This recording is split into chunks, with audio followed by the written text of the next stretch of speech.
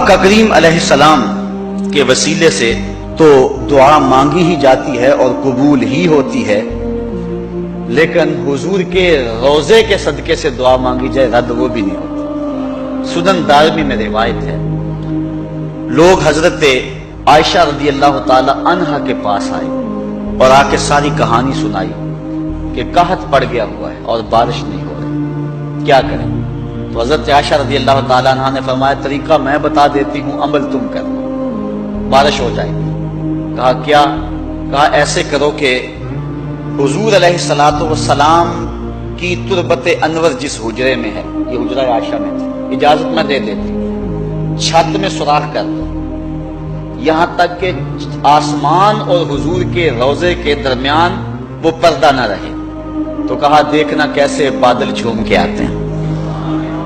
سنن دارمی کی روایت ہے، اور بھی لوگوں نے اس کو روایت کیا ہے۔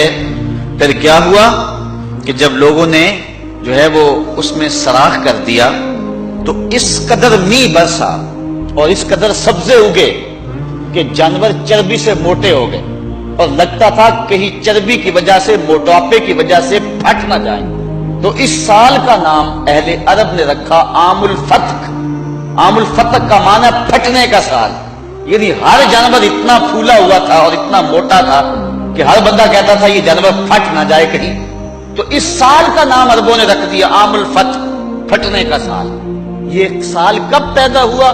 جب حضور کے روضہ انور اور چھت کے درمیان سے وہ جگہ تھوڑی سی ہٹا دی گئی، اور آسمان نے جب حضور کے روضے کا نظارہ کیا تو جھوم کے برسنے لگا۔